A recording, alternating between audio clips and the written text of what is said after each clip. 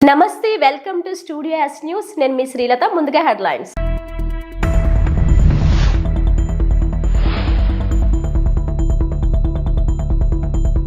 ఎమ్మెల్యేలు ఎంపీలు విజన్ డాక్యుమెంట్లు రూపొందించుకోవాలి. సీఎం చంద్రబాబు.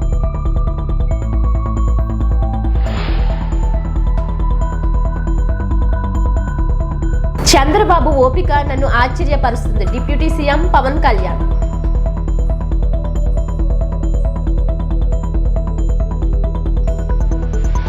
కొత్త మెడికల్ కాలేజీల ప్రైవేటీకరణ పెద్ద స్కామ్. మాజీ మంత్రి విడుదల రజనీ ఫైర్. మంగళగిరిలోని సీకే కన్వెన్షన్ లో ఎన్డీఏ కూటమి ఎమ్మెల్యేలు ఎంపీలు ఎమ్మెల్సీల సమావేశం. హాజరైన ముఖ్యమంత్రి Chandrababu, deputy CM Pawan Kalyan, MP Purandeswari, వారు మంత్రులు ఎమ్మెల్యేలు.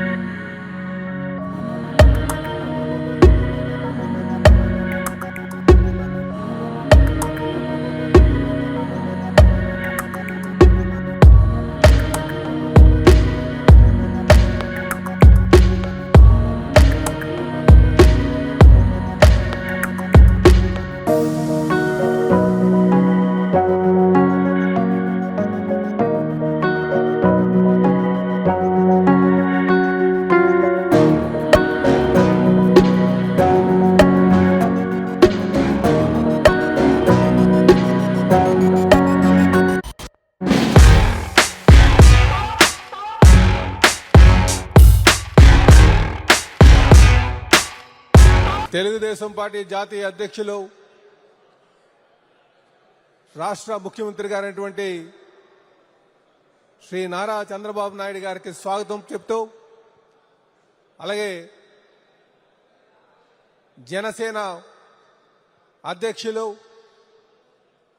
ఉప ముఖ్యమంత్రి గారైనటువంటి పవన్ కళ్యాణ్ గారికి స్వాగతం పలుకుతూ, అలాగే బీజేపీ రాష్ట్ర అధ్యక్షులు పార్లమెంట్ సభ్యురాలైనటువంటి శ్రీమతి పురంధేశ్వరి గారికి, అలాగే తెలుగుదేశం పార్టీ జాతీయ అధ్యక్షులు ముఖ్యమంత్రి గారైనటువంటి చంద్రబాబు నాయుడు గారిని వేదిక మీదకి రావాల్సిందిగా కోరుచున్నాం. అలాగే ఉప ముఖ్యమంత్రి వర్యులు జనసేన అధ్యక్షులు పవన్ కళ్యాణ్ గారిని వేదిక మీద రావాల్సిందిగా కోరుచున్నాం. అలాగే బీజేపీ రాష్ట్ర అధ్యక్షులు పార్లమెంట్ సభ్యులైనటువంటి పురంధేశ్వరి మేడం గారు కూడా వేదిక మీద రావాల్సిందిగా కోరుచున్నాం.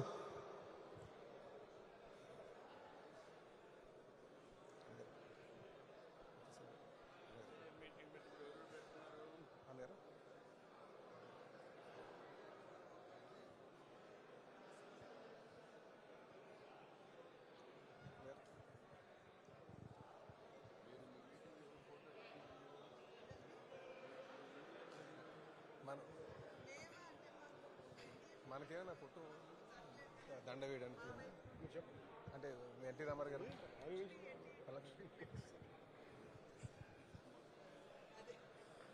వేదిక మీద ఉన్న సీఎం చంద్రబాబు దార్శనికుడు, అనునిత్యం తనను ఆశ్చర్యపరుస్తూనే ఉంటారని డిప్యూటీ సీఎం పవన్ కళ్యాణ్ అన్నారు.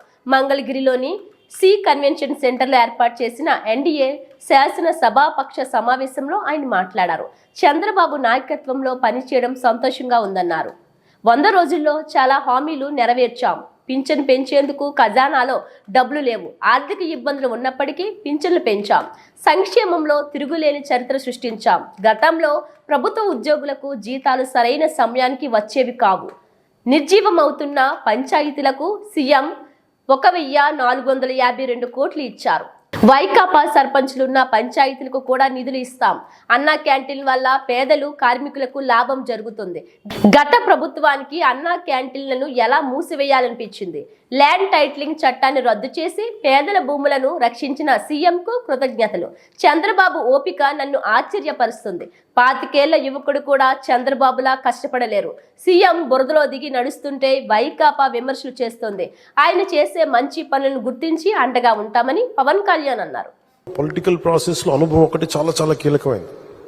తెలివితేటలు ఉండొచ్చు, అన్నిటికంటే కూడా అందరినీ సమన్వయపరిచి, అందరినీ ఆకట్టుకోగలిగి, అందరినీ ఒక దారిని పెట్టగలిగి, కొంత మెత్తదనంతో మందలిస్తూ, కొన్నిసార్లు గట్టిగా చెప్తూ, అలాంటి నాయకుడు వెంట ఆయన నాయకత్వంలో మేమందరం పనిచేయటం నాతో సహా చాలా చాలా నాకు ఆనందంగా ఉంటుంది. ఇలాంటి గడ్డు పరిస్థితుల్లో డబ్బు లేదు మనకి. రాగానే ఛార్జ్ తీసుకోగానే ఇవన్నీ ప్రోటోకాల్స్ ఉంటాయి, కానీ లోపల ప్రోటోకాల్స్ తగ్గ డబ్బులు లేవు లోపల. అలాంటిది ఆయన రాగానే ఈ 100 రోజుల్లో ఏమి చేసామని కీలకమని చెప్తే, ఏమైతే చెప్పారో మెగా డిఎస్సిని మేము పెడతాం, భర్తీ చేస్తామంటే 16,437 ఉపాధ్యాయ పోస్టుల్ని భర్తీ చేయడం. చాలాసార్లు పెన్షన్ గురించి మేము మాట్లాడుకుంటా ఉంటే చాలాసార్లు దీంట్లో నేను పెన్షన్ బాగా ఎక్కువ చేద్దామని అనుకుంటే, ఎలా సార్ పాసిబిలిటీ అంటే కష్టంగా ఉంటుంది, కానీ మనం పెంచాలి. ఆయనకున్న ఆకాంక్ష కూడా ఏంటంటే సంపద కొద్ది మంది దగ్గర ఉండిపోకూడదు, అవి తిరుగుబాట్లు వస్తాయి. ఈ రోజున ఆయన నాయకత్వంలో ఈరోజు పొద్దున క్యాబినెట్ మీటింగ్లో మాట్లాడుకున్నప్పుడు కూడా ఎంటర్ప్రెన్యూర్షిప్కి ఒక 100 కోట్లు మూలధనం ఒక కార్పొరేషన్లో పెడితే, మైక్రో మన చిన్నపాటి పరిశ్రమలకి, ఔత్సాహికులకి, పారిశ్రామికవేత్తలకి అండగా ఉండటానికి ఒక 100 కోట్లు మూలధనం పెడితే దాన్ని 5,000 కోట్ల వరకు తీసుకురావచ్చు. అలాగే 500 కోట్లు పెడితే దాన్ని 20,000 దాకా తీసుకెళ్లొచ్చనే ఈ రోజు నా ప్రతిపాదన చాలా అద్భుతంగా ఉంది. ఇవన్నీ చెయ్యాలి అంటే ఈ రాష్ట్రాన్ని, ఉమ్మడి రాష్ట్రాన్ని దిశానిర్దేశాన్ని మార్చిన వ్యక్తి. మైక్రో మన ఈ విపరీతం బలమైన సంస్కరణలు తీసుకొచ్చిన వ్యక్తి. SEZs ద్వారా కానీ, అభివృద్ధి కానీ, అలాగే మన ఇజ్రాయలీకి సంబంధించి ఈ మైక్రో ఇరిగేషన్, ఇలాంటివన్నీ మొట్టమొదటి తీసుకొచ్చిన వ్యక్తి. చాలా సింపుల్గా ఉంటాయి. ఇంకుడు గుంతలు అంటే అది చూడటం చాలా మందికి ఆ టైంలో హాస్యాస్పదం, ఏంటి గుంతలు తవ్వుకోవడం ఏంటని. ఆయన దార్శనికులు, ఆయన హెడ్ చూడగలరు. దానికి చాలామంది మేధావులతో మాట్లాడాలి. అలాంటి మేధావులతో కూర్చొని వాళ్ళని అర్థం చేసుకొని తనతో పాటు సహచరులు ఒప్పించి ఈ రోజున ఒక ఇంకుడు గుంతలు అనేది మనకి మన ఇంటి నిర్మాణంలో ఒక భాగం అయిపోయింది. ఇలాంటి ఎన్ని తీసుకున్నా, చిన్నది పెద్దది ఎన్ని తీసుకున్నా అనునిత్యం నన్ను ఆశ్చర్యపరుస్తూనే ఉంటారు ఆయన. ఎప్పుడు చూసినా ఒకటి అనిపిస్తే ఈ నుంచి ఎంత నేర్చుకోగలం మనం. ఇటీవల అగ్ని ప్రమాదంలో సమస్తం కోల్పోయిన పూలపల్లిలో నివాసం ఉంటున్న పడాల మురళి దంపతులకు నిత్యావసరాలు, బట్టలు అందించడంతో పాటు వారికి ఇంటి నిర్మాణానికి సిమెంట్ బస్తాలు సాయం అందిస్తానని ఇచ్చిన మాట ప్రకారం ధర్మారావు ఫౌండేషన్ ద్వారా 20 సిమెంట్ బస్తాలు కూటమి నాయకుల ద్వారా ఆ వృద్ధ దంపతులకు అందజేశారు. పూలపల్లి మురకాల దగ్గర మా ఇల్లు కాలిపోయింది. కాలిపోయినప్పుడు రామానాయుడు గారు వచ్చి బియ్యము, అప్పుడు వగేరా సరుకులు, సామాన్లు, బియ్యం డబ్బాలు అన్నీ ఇచ్చారు. సిమెంట్ బస్తాలు ఇస్తానని ఆ రోజున వాగ్దానం చేశారండి. అదే రకంగా సిమెంట్ బస్తాలు ఇచ్చారండి. ధర్మారావు ఫౌండేషన్ ఆధ్వర్యంలో స్థానిక జనవరుల శాఖ మంత్రి వర్యులు డాక్టర్ నిమ్మల రామానాయుడు గారు ఆదేశాల మేరకు పాలకొల్లు నియోజకవర్గం పౌలపల్లి గ్రామంలో మురళీ గారికి మరి దంపతులకు సిమెంట్ బస్తాలు ఇవ్వడం జరిగింది. పాలకొల్లు నియోజకవర్గంలో ఉన్నటువంటి 67 పంచాయతీలు కానీ, పట్టణం ఉన్నటువంటి 31 వార్డు కానీ, సుమారుగా 98 గ్రామాలకు సుమారుగా 19 సంవత్సరాల నుంచి, అంటే ధర్మారావు ఫౌండేషన్ ఆధ్వర్యంలో వారి తండ్రి గారి పేరు మీద పెట్టినటువంటి ఫౌండేషన్ మీద ఎక్కడ ఫైర్ యాక్సిడెంట్ అయినప్పటికైనా ఆ ఫైర్ యాక్సిడెంట్ అయినటువంటి వారికి మరి బియ్యం డబ్బాలు కానీ, లేకపోతే పప్పు దినుసులు కానీ, కాలిపోయిన వారికి బట్టలు కానీ ఇవ్వటం కానీ, అదే రకంగా ఇలా ఎవరిదే లేనట్టు వారు పేదవారికి మరి సిమెంట్ బస్తాలు ఇచ్చే విషయంలో కానీ, ఆ రోజుల్లో కైలాస రథం ధర్మారావు ఫౌండేషన్ ద్వారా చేయించడం కానీ, పాలకొల్లు పట్టణంలో ఎత్తు పొలాలు ఉండడం వల్ల ఒక చోటకి వాటర్ అంది, ఒక చోటకి వాటర్ అందకపోవడం వల్ల ఇబ్బంది అవుతుందని ఆ రోజుల్లో మరి ఆయన ఎమ్మెల్యేగా ఉండగా మరి వాటర్ ట్యాంకులు ఉచితంగా చేయించడం కానీ, ఇలా ఎన్నెన్నో కార్యక్రమాలు మరి జనవరుల శాఖ మంత్రి వర్యులు డాక్టర్ నిమ్మల రామానాయుడు గారు పాలకొల్లు నియోజకవర్గం ఉన్నటువంటి 98 గ్రామాలకు కూడా ఎక్కడ ఇబ్బంది వచ్చినప్పటికీ ఆ ఇబ్బంది చేసే విషయంలో కానీ అన్ని రంగాల్లో కూడా మరి సొంత డబ్బులతో ఖర్చు పెట్టేటువంటి నాయకుడు మన జనవనరుల శాఖ మంత్రి వర్యులు అని చెప్పి వేదిక ద్వారా తెలియజేస్తున్నాం. పశ్చిమ గోదావరి జిల్లా భీమవరం ఆదర్శ నగర్ లో స్వచ్ఛతా హీ సేవా కార్యక్రమంలో భాగంగా పారిశుద్ధ్య కార్మికులకు రెయిన్ కోట్ కిట్స్ ను జిల్లా కలెక్టర్ చదలవాడ నాగరాణి చేతుల మీదుగా పంపిణీ చేశారు. Alluri Venkata Raghavaraju charitable trust chairman DTDC Babu సుమారు 1.50 లక్షల విలువ కలిగిన 380 రెయిన్ కోట్ కిట్స్ ను పారిశుద్ధ్య కార్మికులకు అందజేయు నిమిత్తం సమకూర్చడం జరిగింది. ఈ సందర్భంగా జిల్లా కలెక్టర్ చదలవాడ నాగరాణి మాట్లాడుతూ పారిశుద్ధ్య కార్మికులు నడిచే దేవుళ్ళని కొనియాడారు. మన అందరి ఆరోగ్య బాధ్యతలు వారే మోస్తున్నారన్నారు. పరిశుభ్రతకు మన వంతు సహకారం అందిస్తేనే వారి కష్టాన్ని కొంతైనా తగ్గించగలిగిన వారం అవుతామన్నారు. ఎక్కడ పడితే అక్కడ చెత్తను వేయకుండా నిర్దేశించిన ప్రదేశాల్లోనే చెత్తను ఉంచాలని, అలాగే గృహాల్లోని చెత్తను తడి పొడి చెత్తగా వేరు చేసి మున్సిపల్ వాహనాలకు అందజేయాలన్నారు. మన ఇంటితో పాటు పరిసరాలను కూడా పరిశుభ్రంగా ఉంచేందుకు ఆలోచన చేయాలని, ఇంటిలోని చెత్తను డ్రైన్స్ లో వేయడం, ఎక్కడ పడితే అక్కడ వేయడం చేయరాదన్నారు. స్వచ్ఛతా హీ సేవ కార్యక్రమాలు అక్టోబర్ 2 వరకు జరుగుతాయని, మన ఆలోచనలో పరిశుభ్రతపై మార్పు రావాలని అన్నారు.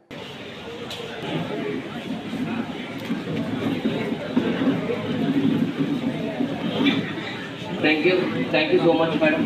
పంచాయతీ కార్మికులకు కనీస వేతనం అమలు చేసి హైకోర్టు ఆదేశాలను అమలు చేయాలని డిమాండ్ చేస్తూ సిఐటియు ఆధ్వర్యంలో పంచాయతీ కార్మికులు బుధవారం జిల్లా కలెక్టర్ కార్యాలయం ఎదుట ధర్నా నిర్వహించారు. ఈ సందర్భంగా గ్రామ పంచాయతీ ఎంప్లాయీస్ వర్కర్స్ యూనియన్ రాష్ట్ర అధ్యక్షులు వెంకట రామయ్య, కార్యదర్శి మూర్తిలు మాట్లాడుతూ చిత్తూరు జిల్లాలో హైకోర్టు ఆదేశాలు డిపిఓ అమలు చేయలేదని విమర్శించారు. 2015 సంవత్సరం హైకోర్టులో మస్టర్ రోల్ విధానాన్ని అమలు చేసి పనికి తగిన వేతనం కల్పించాలని కోర్టులో దావా వేయడం జరిగిందన్నారు. అన్ని వాదనలు విన్న హైకోర్టు న్యాయమూర్తి 2023వ సంవత్సరం జూన్ నెలలో పాత పద్ధతి ప్రకారం మాస్టర్ రోల్ విధానాన్ని అమలు చేసి టెండర్ విధానాన్ని రద్దు చేయాలని ఆదేశాలు ఇచ్చినప్పటికీ చిత్తూరు జిల్లా డిపిఓ లక్ష్మి పట్టించుకోలేదని విమర్శించారు. వెంటనే కోర్టు ఆదేశాలను అమలు చేయకపోతే ఉమ్మడి జిల్లా వ్యాప్తంగా ఆందోళనలు కొనసాగిస్తామని హెచ్చరించారు.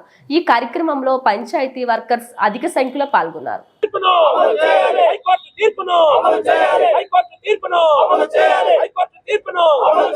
పంచాయతీ కార్మికులకు న్యాయం, పంచాయతీ కార్మికులకు న్యాయం, కనీస వేతనాలు,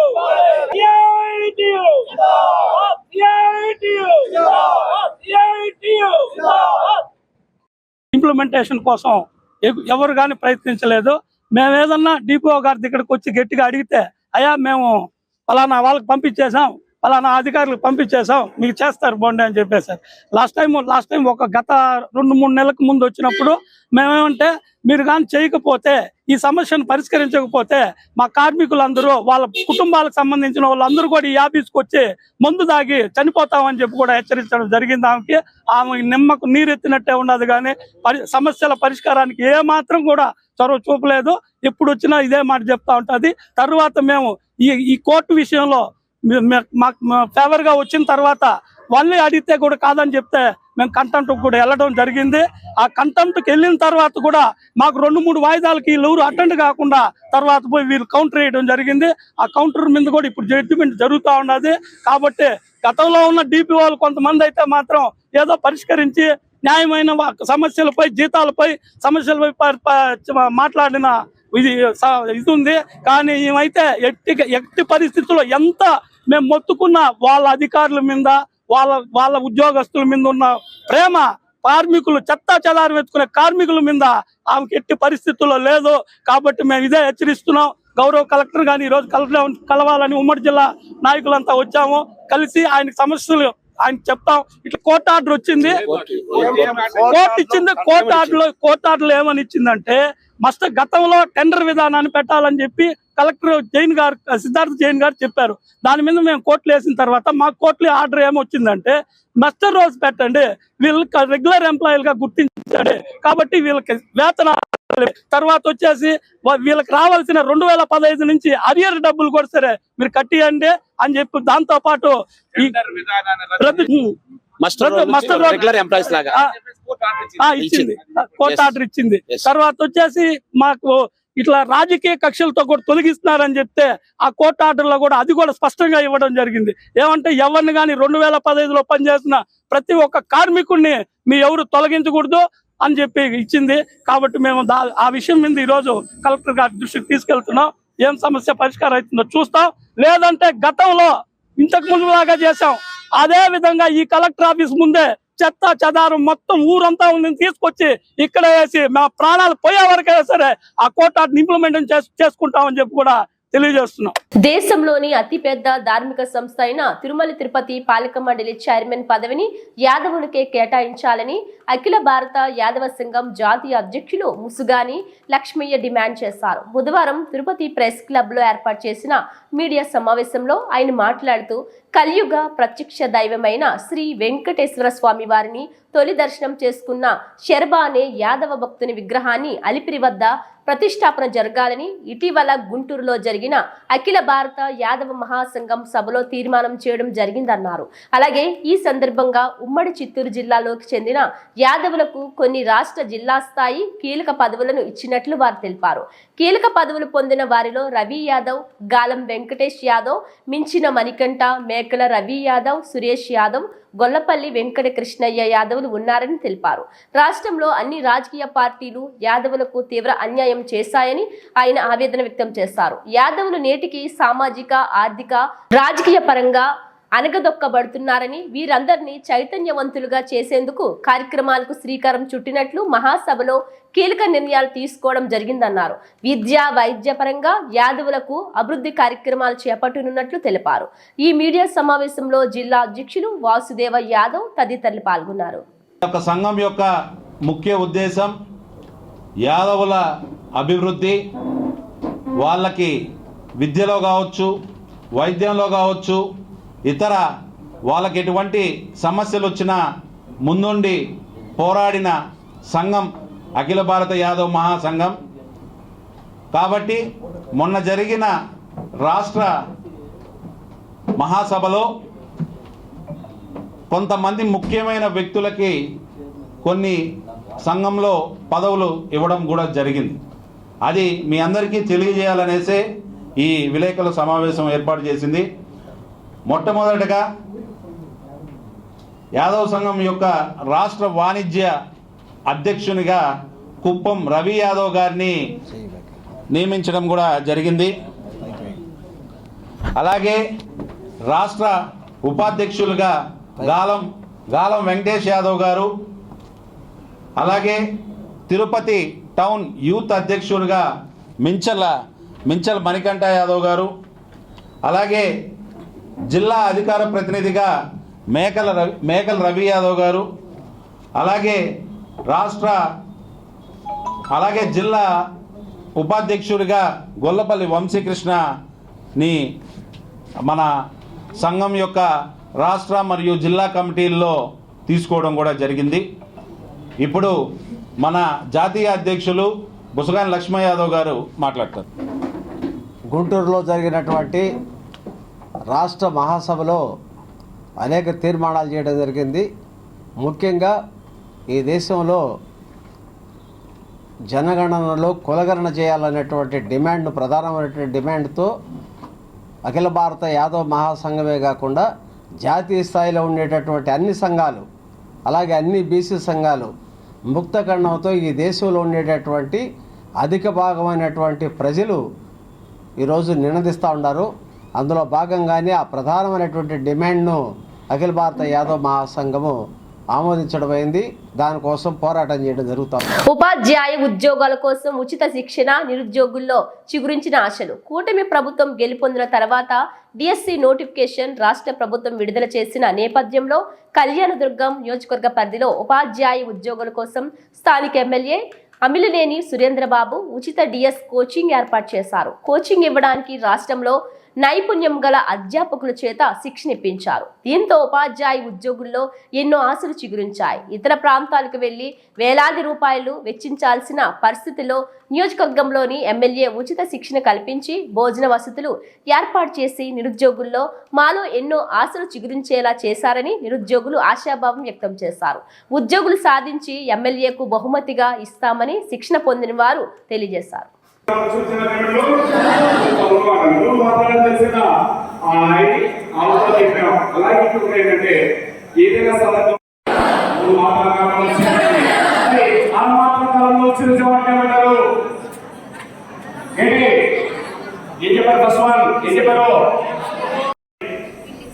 చెప్పండి సరే ఏంటంటే చూడండి మనకు ప్రత్యేకంగా ఎమ్మెల్యే సురేంద్రబాబు సార్కి మరొక ప్రత్యేక ధన్యవాదాలు. కళ్యాణదుర్గంలో ఫ్రీ మెగా డిఎస్సి పెట్టేసి ఎంతోమంది విద్యార్థులకు విద్యాదానం చేస్తూ అన్నదానం చేస్తూ వారి జీవితాల్లో వెలుగులు నింపుతున్నటువంటి గొప్ప నాయకుడు మన సురేంద్రబాబు సార్ గారు. ఈ కోచింగ్ తీసుకోవడానికి వేరే ప్రాంతాలు వెళ్తే వేలకు వేలు ఖర్చు పెట్టుకోవాల్సిన పరిస్థితులు ఉన్న ఈ సందర్భంలో పేద విద్యార్థుల ఆర్థిక పరిస్థితులు అన్నింటినీ గమనించి ఉచితంగా ఫ్యాకల్టీని అంటే హైదరాబాదు, తిరుపతి, విజయవాడ, శ్రీకాకుళం, కర్నూలు ఇలాంటి దూర ప్రాంతాల నుంచి ఎక్కడా కూడా ఫ్యాకల్టీ విషయంలో తగ్గకుండా ప్రతి పేద విద్యార్థికి ఉద్యోగం రావాలని దృఢ సంకల్పంతో ఇలాంటి కోచింగ్ నిర్వహించి పేద విద్యార్థుల జీవితాలు వెలుగు నింపడానికి ముందుకు వచ్చినటువంటి మన ఎమ్మెల్యే సురేంద్ర బాబు గారికి మా డిఎస్సి విద్యార్థుల తరపున మరొకసారి ధన్యవాదాలు తెలుపుకుంటూ, సార్ మీరు చేపట్టిన ఈ కార్యక్రమం ఎంతో ఉన్నతమైనది సార్. చాలామంది నాయకులు చూసాం కానీ పేద విద్యార్థుల కోసం ఇంత మంచి పని చేస్తున్న నాయకులు మిమ్మల్నే చూస్తున్నాం సార్. ఇలాంటి కార్యక్రమాలని మరీ ఎన్నో చేపడతారని పేద విద్యార్థులు నిరుద్యోగుల పార్టీ యొక్క ఆశాదీపంగా మీరు నిలుస్తారని ఆశిస్తున్నాం సార్. ధన్యవాదాలు. నమస్తే సార్, నా పేరు తలారి భాగ్యలక్ష్మి, వైఫ్ ఆఫ్ రాజశేఖర్, మాది కళ్యాణదుర్గము. సార్ ఇక్కడ నేను ఉచిత డిఎస్సి కోచింగ్ వచ్చాను. శాసనసభ్యులైన sir Surendrababu sir, MLA Surendrababu sir గారు మాకు నాణ్యంగా ఉచిత కోచింగ్ అందించారు. సార్ వాళ్ళు చాలా దూరం నుంచి మాకు మంచి ఫ్యాకల్టీని తెప్పించారు సార్. సైకాలజీ సార్ అయితేమి, ఇంగ్లీష్ సార్ అయితేమి, తెలుగు సార్ అయితేమి ప్రతి ఒక్కసారి మంచి ఫ్యాకల్టీలు వచ్చి మాకు ఉచితంగా ఎంతో నాణ్యంగా ఇచ్చారు సార్ కోచింగు. మాకు ఇక్కడ ఉచిత కోచింగే కాకుండా ఉచిత భోజన వసతి కూడా ఏ కొత్త లేకుండా మాకు చెప్పించారు సార్ వారు. సార్ వాళ్ళు ఎక్కడున్నా కూడా మాకు ఎమ్మెల్యే సార్ ఎక్కడున్నా కూడా హ్యాపీగా చల్లగా ఉండాలని నేను మనస్ఫూర్తిగా కోరుకుంటున్నాను. మా ఫ్యాకల్టీ ఇవి బులెటిన్ అప్డేట్స్.